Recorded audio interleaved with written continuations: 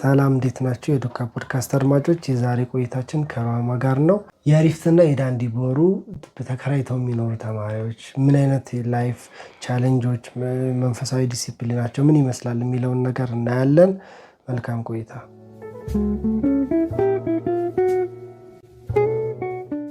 እሺ፣ እስቲ ራስሽን በደንብ አስተዋውቂ። ስሜ ሩሃማ ለገሰ እባላለሁ።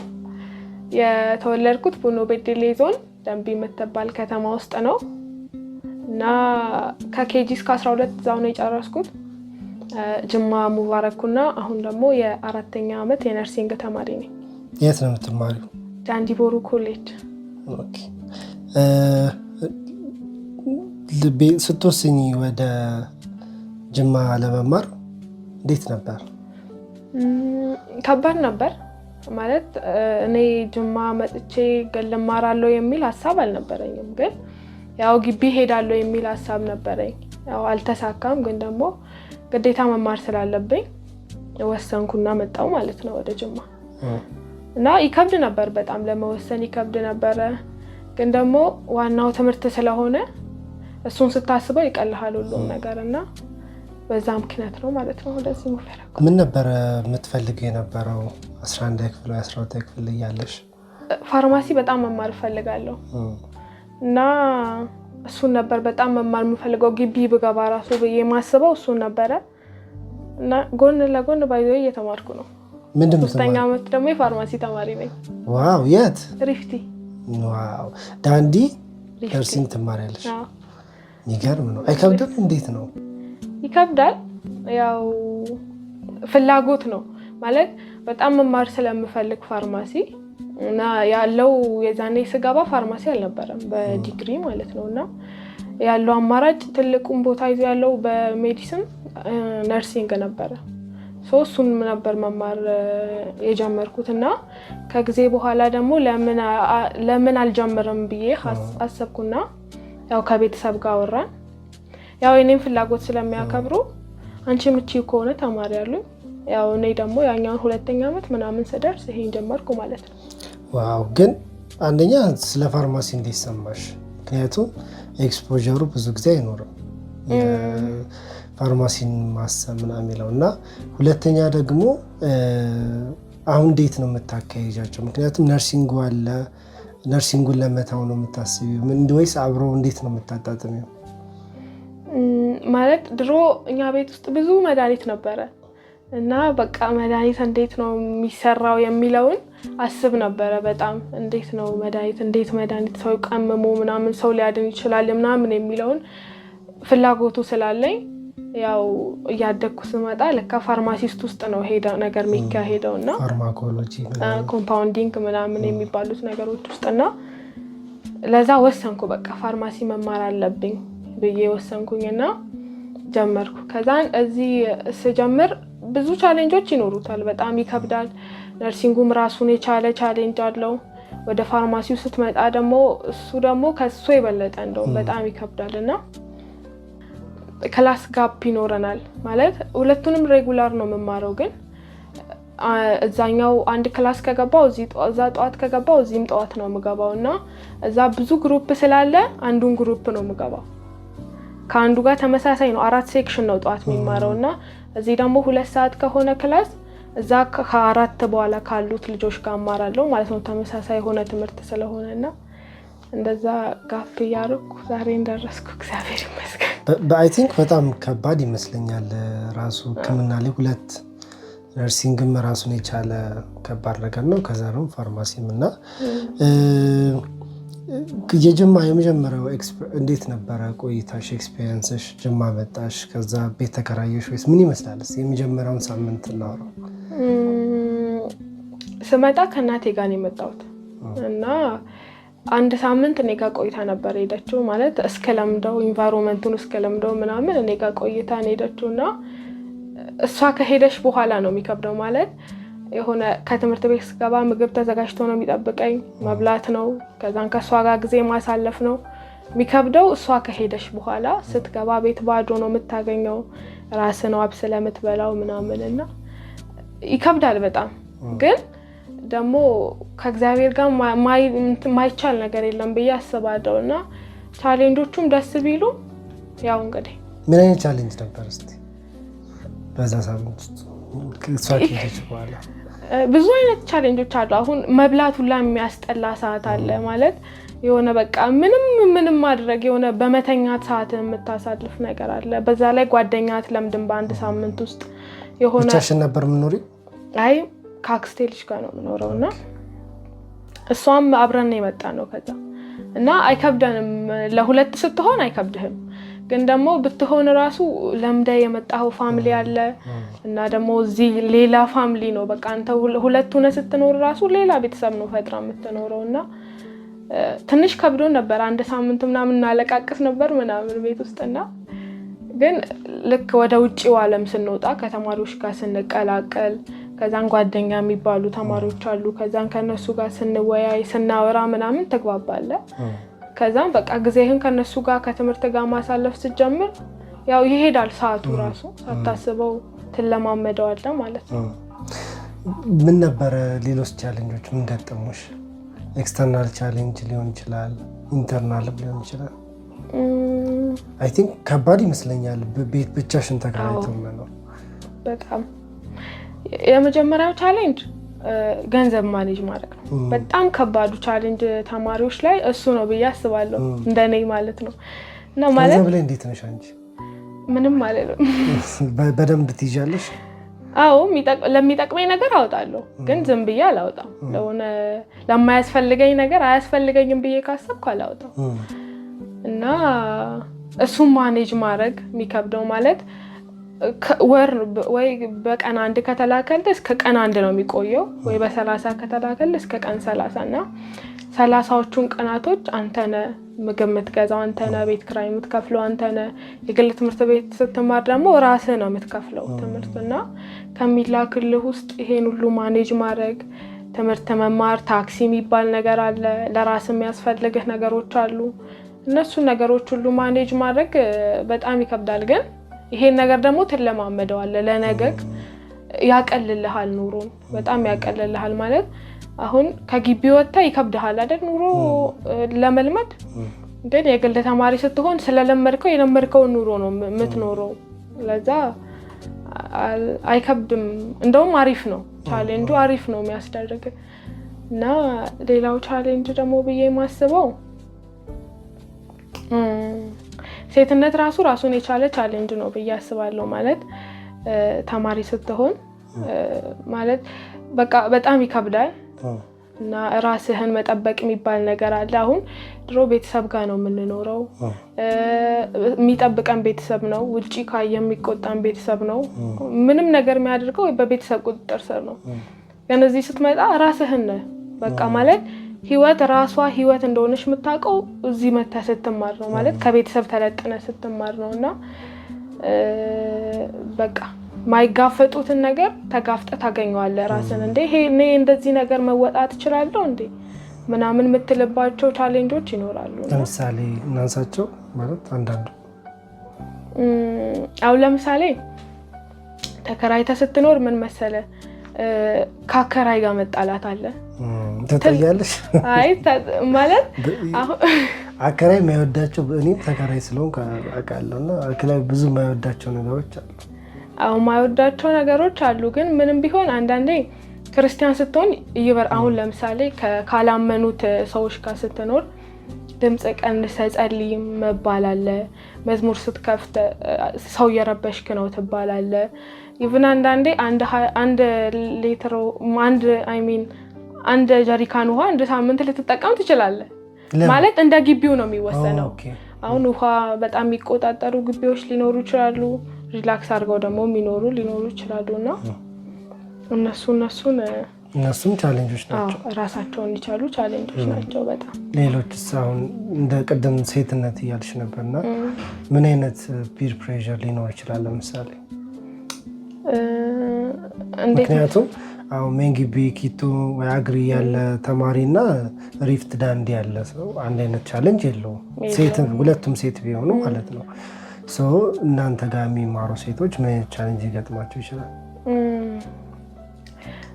ማለት የኮምፔር ስናደርግ ማለት ነው። አሁን የግል ተማሪዎች ለሁሉም ነገር ኦፕን ናቸው ማለት ማንም ሰው በፈለገክ ሰዓት እንትን ሊልህ ይችላል ሊያጠቃክ ይችላል ግን እዛው አሁን ማታ ምናምን አብሶ ማታ ስትወጣ ምናምን ነገሮች ላይ እንትን ልትል ትችላለህ ማለት እንዴት ልበልህ vulnerable ነሽ ነው በቃ በጣም እና እዛ ግን ያው ዶርም ነህ ከዛን አንብበ ወደ ዶርም ነው የምትገባው እዚህ ግን ስትማር ራሱ ተጉዘ ነው የምትማረው ስትገባ መንገድ ላይ ብዙ ነገሮች አሉ እና ብዙ የሚያሰናክሉ ነገሮች ራሱ ይኖራሉና በጣም ከባድ ነው ግን ያን ሁሉ ቻሌንጅ ደግሞ የምታልፍበት እግዚአብሔር ይረዳል አንተም ደግሞ አስተዋጽኦ በጣም ትልቅ ነው ብዬ አስባለሁ ኮሚትመንት ይፈልጋል አይደል በዛ ውስጥ የሚወሰዱ ሰዎች አሉ ወይም ህይወት በዛ ውስጥ የተወሰዱ ወይ ህይወታቸው የተበላሸ ምናምን እንደዚህ አይነት ሰዎች አሉ ይኖራሉ ማለት እንዴት መሰለ አንደኛ ነገር ራይ የሚባል ነገር አለ ማለት ለመጣው ራይ የምትኖር ከሆነ እንደዚህ አይነት ቻሌንጆች ላይ ያጋጥሙ ይችላሉ ግን ደግሞ ኖርማል በቃ ተማርክ ከዛ ሌላውን ነገር በሌላ ሰዓት በሌላ ነገር የምታሳልፍ ከሆነ ለሁሉም ነገሮች ተጋላጮች ስለምትሆን ራስን መቆጣጠር ሁሉ አትችልም ማለት አንዳንዴ የሆነ ነገር ውስጥ ገብተህ ራስን ልታገኝ ትችላለህ እንዴ እኔኮ ከዚህ በፊት እንደዚህ አይነት ሰው ነበርኩኝ አሁን እንዴት እንደዚህ ሆንኩኝ የምትልባቸው ነገሮች ይኖራሉ ግን ደግሞ ራስህን መቆጣጠር ያለብህ አንተ ስለሆንክ ምን እያረኩ ነው ማደርገው ነገር ይጠቅመኛል ወይ አሁን እየሄድኩበት ያለውት መንገድ ትክክል ነው ወይ ብሎ ማሰብም እንደ እንትን ነው ይያስባል ሌላው ብቻሽና ብቻ ተከራይቶ ሲኖር ስፒሪቹዋል ዲሲፕሊኑ ምን ይመስላል ለምሳሌ በዶርም ሲኖር አለው የራሱ የሆነ እና አሁን አንተ ሪፍት ዳንድ ያላችሁ ደግሞ ብቻችሁን ነው ተከራይታችሁ የምትኖሩት እና ይሄ ስፒሪቹዋል ዲሲፕሊኑ ጸሎት ምናምን ባይብል ስተዲ ምናምን የሚባለው ነገር ኩክ ማድረግ ይኖርባቸዋል ምናምን እሱ ስለሚኖርበት የምትተኙትም እዛው ነው ኩክ የምታደርጉትም እዛው ነው ምናምን እና እንዴት ነው ምን ይመስላል በመንፈሳዊ ህይወት ዙሪያ እንደውም ለግል ተማሪዎች አሪፍ ነው ብዬ አስባለሁ ማለት እንዴት መሰለ ቤት ውስጥ አንተና ጌታ ብቻ ሆናችሁ ነው የምትኖሩት ማለት አሁን ወደ ግቢው ስንወስደው ወደ ዶርም ስትገባ ሌላ ዓለም ውስጥ ነው የምትገባው ብዙ አይነት እምነት ተከታዮች ሊኖሩ ስለሚችሉ ግን የግል ስትሆን ብቻህን የምትጸልየው ልትጸልይ ትችላለህ በፈለከው ሰዓት ከእግዚአብሔር ጋር ኮሙኒኬት ልታደርግ ትችላለህ ለብዙ ነገሮች ይመቹሃል ፌሎ ለመሳተፍ በፈለከው ሰዓት ለመገኘት ግን ግቢ ተማሪ ስትሆን ክላስ ወይ ደግሞ ክላስ ካሌለ አንዳንዴ ነው የምትሄደው ፌሎ ራሱ ማለት እንደ እንትን አይደለም እንደ ውጪው አይደለም የሆኑ ማለት ግል ላይ በጣም አሪፍ ነው እንደዚህ በመንፈሳዊ ነገር እንደፈለክ ነው በቃ ስትፈልግ ትዘምራለህ ስትፈልግ ትጸልያለህ የሚረብሽ ሰው የለም ግን ዶርም ውስጥ አሁን ለመጸለይ በጣም ይከብዳል ሌላ ፐርሰን እያለ አትረብሻል ልትባል ትችላለህ ምናምንና አሪፍ ነው እንደው ላንቺ እንዴት ነበር አሁን ምክንያቱም በእኔ አሁን አንዳንዴ እኔም ተከራይቼ ነው የምኖረውና sometimes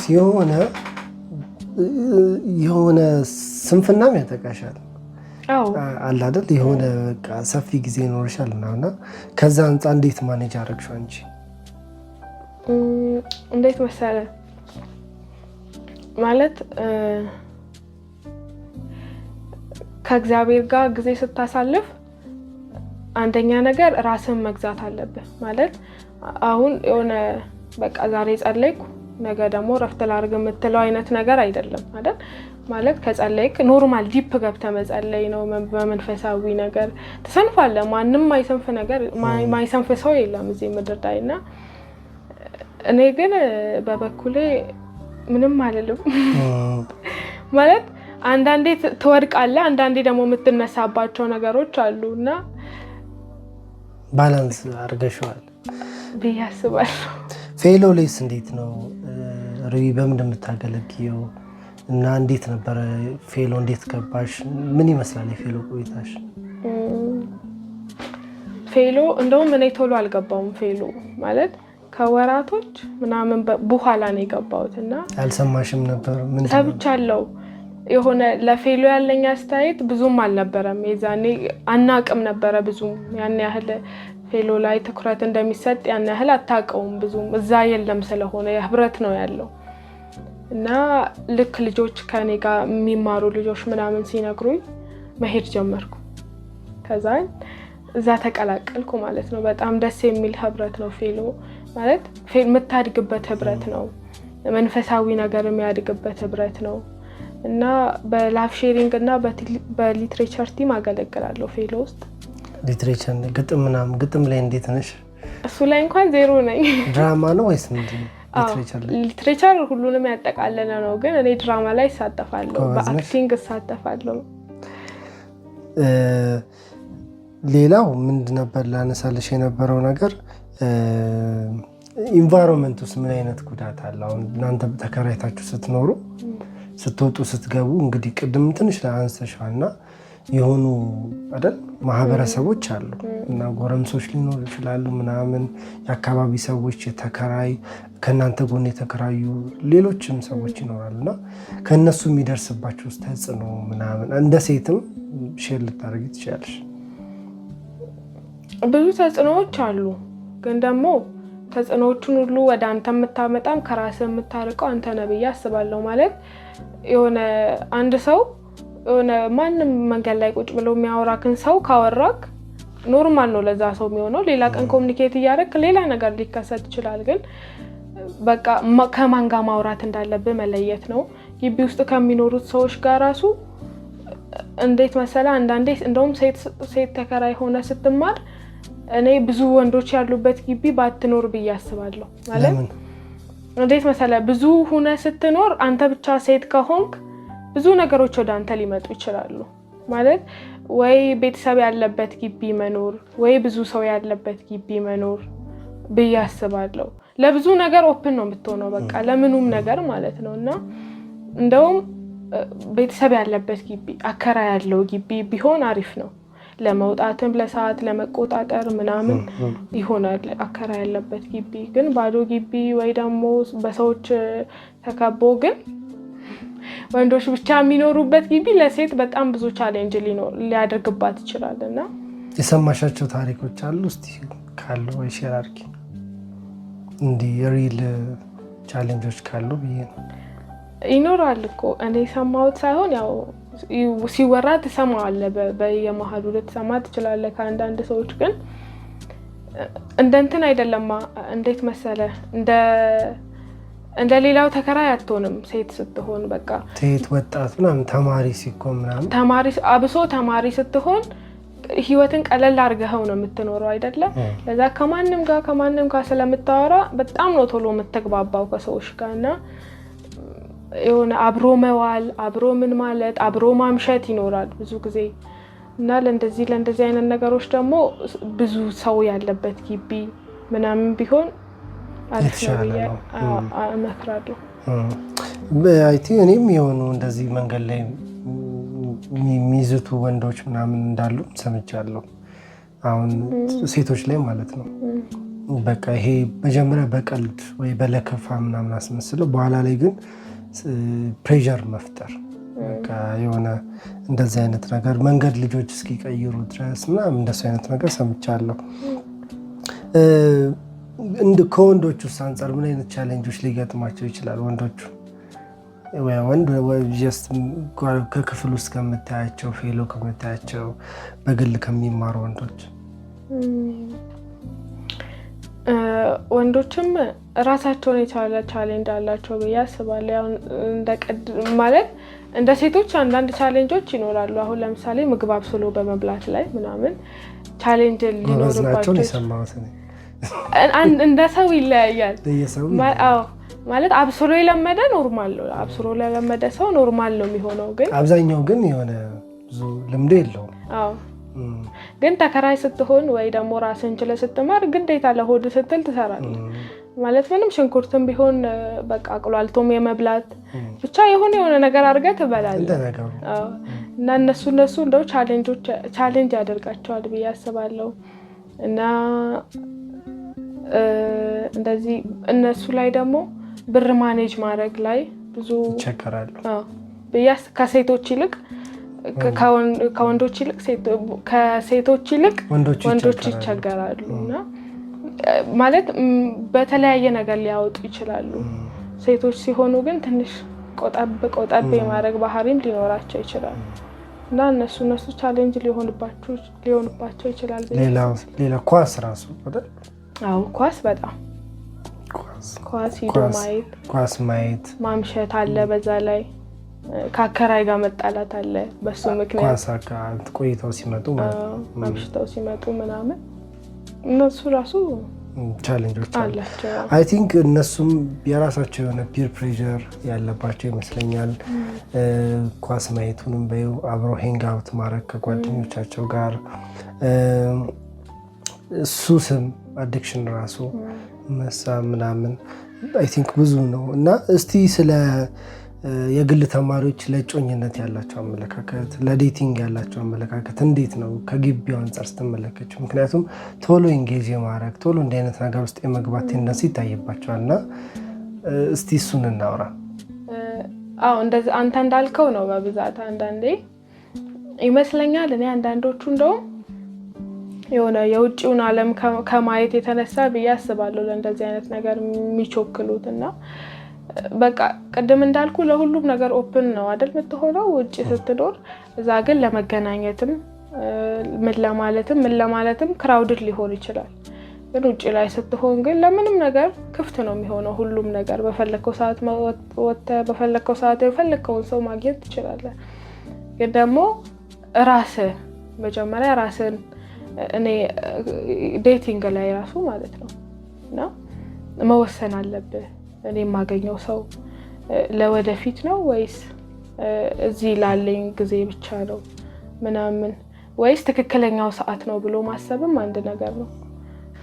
ስለ ለሪፍት ተማሪዎች እና ለዳንዲቦሪ ወይም በግል አሁን አዲስ ለሚመጡ ፍሬሽ ተማሪዎች ምን አይነት ምክር ትመክራቸዋለሽ? ካለፍሽበት ነገር አንፃር ከቤት ከመከራየት ጀምሮ ፌሎ ቶሎ ኢንጌጅ ከማድረግ ጀምሮ በየቲሞች ውስጥ እየገቡ ከማገልገል ጀምሮ ራሳቸውን ፕሮቴክት ከማድረግ አንፃር የመጨረሻ ምን ትመክራቸዋለሽ? የመጀመሪያው ምክሬ በርቱ ነው የምለው። ማለት ራዕይ ካለክ የትም ትደርሳለህ። ብዙ እንቅፋቶች ሊኖሩ ይችላሉ፣ ግን ደግሞ ዋናው ለምንድን ነው የምማረው ለምንድን ነው የመጣሁት ብሎ ማስተዋል ራሱ አንድ ነገር ነው ብዬ አስባለሁ። እና በሁለተኛ ደረጃ ደግሞ የሚኖሩበት ቦታ ይወስናል። ማለት መምረጥ አለባቸው። ምን አይነት ግቢ ማለት ከምን አይነት ህብረተሰብ ጋር ብኖር እስማማለሁ የሚል። አንዳንድ ሰው ለሁለት ስትኖር ራሱ ከምን አይነት ሰው ጋር ነው ባህሪ የሚመጣጠነው ማለት በሁለት ስትኖር ራሱ በጣም ከባድ ሊሆን ይችላል።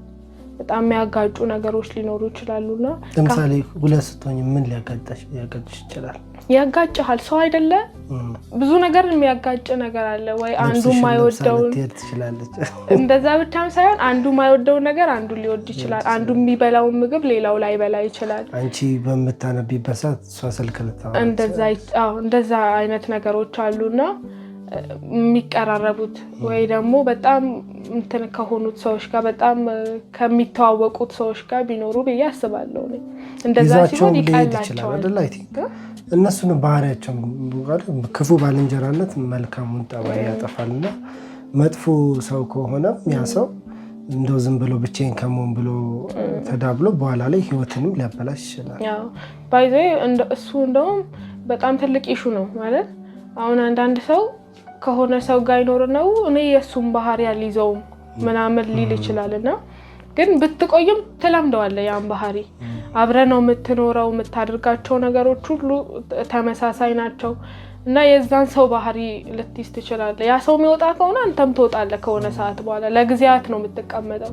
እኔ ለምን እንደዚህ አልሆንም፣ እኔ ከሷ በምን ላይ ያለው ምናምን ሊኖር ይችላልና ሰው መወሰን አለባቸው። ከማን ጋር ብኖር ነው ህይወቴ በእንደዚህ አይነት መንገድ ሊስተካከል ወይ ከማን ጋር ብቀመጥ ይበላሻል ምናምን የሚለውን ነገር ማስተዋል አለባቸው ብዬ አስባለሁና ሌላው ደግሞ ኑሮ ይለምዳሉ። ጥሩ ነው ማለት ማኔጅመንት ይለምዳሉ።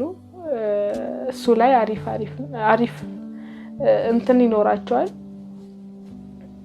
እና ፌሎ ላይ ደግሞ ህብረት ማድረግ አለባቸው። እውነት ህብረት በጣም አስፈላጊ ነገር ነው። ማለት ሌላ ቦታ የምትሄደውን ትተህ ነው ፌሎ የምትሄደው።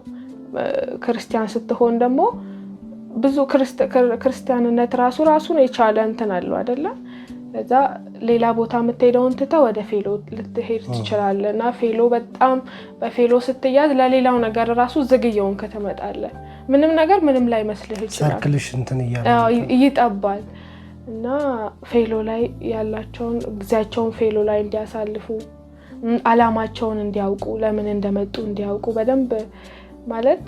በደንብ እሱን ነገር ስታውቀው ሌላው ነገር ምንም ላይ መስልህ ይችላል እና ይሄን ነው ማለት።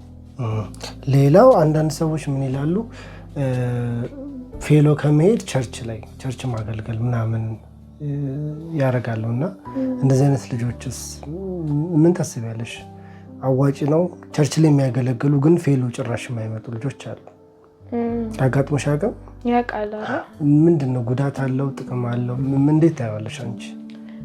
ጥሩ ነው እኮ ቸርች ማገልገል ጥሩ ነው። ግን ደግሞ ፌሎ ስታገለግል ምን መሰለ አንተን ከሚመስሉ ሰዎች ጋር ነው የምትውለው እና ብዙ ሀሳቦችን ልትለዋወጥ ትችላለህ። አሁን ቸርች ላይ ብዙ ጊዜ ስታገለግል ወይ ከእድሜ የምትበላለጥ ወይ ታናናሾች ሊሆኑ ይችላሉ። ፌሎ ላይ ግን የሆኑ በቃ ምንም ቢሆን 2 አመት ወይ 1 አመት ነው የምትራራቀው። እንደውም እንደዛ ራሱ አትራራቅ ትችላለህና ብዙ ነገሮችን ትለምዳለህ። ብዙ ነገሮችን ከአንዱ ሀሳብ ትወስዳለህ። አሪፍ ነው፣ ሁለቱም አሪፍ ነው። ግን ተማሪ ስትሆን ደግሞ ፌሎ ላይ ብታጠነክር ጥሩ ነው ወይ ያስባለሁ። በርቱ። ሞር ወደ በግል ስንማር አይ ቲንክ ከባድ የራሱን የቻለ የራሱ ከለር ይኖረዋል። ግን ሞር ወንድሞች እህቶች ብራት ፌሎሺፕ ላይ ሞር ኢንጌጅ ማድረግ ራስንም ደግሞ ፕሮቴክት ማድረግ ነገሮች ነገ እንደሚደርሱ ማሰብ አሪፍ ነው ብዬ አስባለሁ። የመጨረሻ ስለ እጮኝነት ስለ ዴቲንግ ምናምን ለፍሬሾች ምንድን ነው የምትመክሪያቸው? አሁን ሴትም ነሽ አልፈሽበታል ብዙ ነገርና አይተሽዋልና እንዴት አንደርስታንድ እንዲያደርጉት በጣም ተጋላጭ ናቸው ከዶርም ካሉት ልጆች የበለጠና ምን ትመክሪያቸዋለሽ?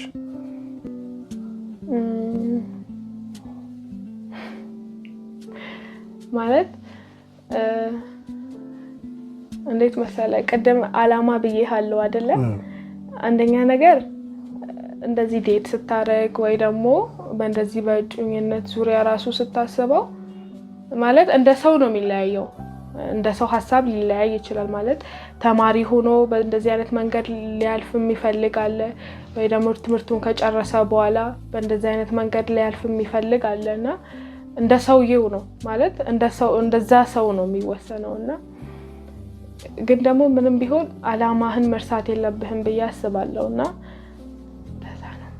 ስለዚህ አትሊስት ትምህርታቸውን ሳይጨርሱ እንዲህ አይነት ነገር መግባት ህይወታቸውን ኮምፕሊኬትድ ነው የሚያደርገውና ስለዚህ በጣም ራሳችሁን ፕሮቴክት አድርጉ።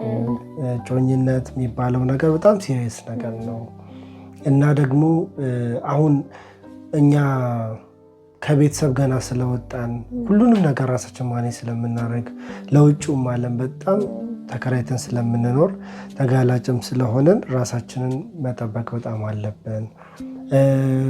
ዛጋ ፒዩሪቲም አለ አይደል? ቅድስና የሚባለው ነገር እያንዳንዱ ነገር ደግሞ ነገ ዋጋ የሚያስከፍለን ነገር ይሆናልና ብዙ በጣም ባውንደሪ ሊኖረን ይገባል። ሰው ቤታችን መምጣት የለበትም፣ ማንኳኳት የለበትም። ብቻችንን ነው የምንኖረው ተብሎ ልሸኝሽ መባል እንዲህ ማለት በቃ በሰፈር ውስጥ ያለን ስም፣ በከራይ ያለን ስም፣ ፌሎሺፕ አካባቢ ያለን ስም፣ ከሆነ ሰው ጋር ወክ ማድረግ እነዚህ ሁሉ ነገሮች ነገ ህይወታችንን በጣም ወደኋላ የሚጎትቱ ነገሮች ናቸው እና በጣም መጠንቀቅ አለብን። ከሩሂ ጋር የነበረን ጨዋታ ይህን ይመስላል። ስለ አሪፍትና ዳንዲ ተከራይተው የሚኖሩ ተማሪዎች ምን ይመስላል ህይወታቸው የሚለውን ነገር ትንሽ ለማሳየት ሞክረናል። ቀጣይ ደግሞ ከሌላ ሰው ጋር ሌላ ኤፒሶድ ይዘን እንመጣለን። ቴንክ ዩ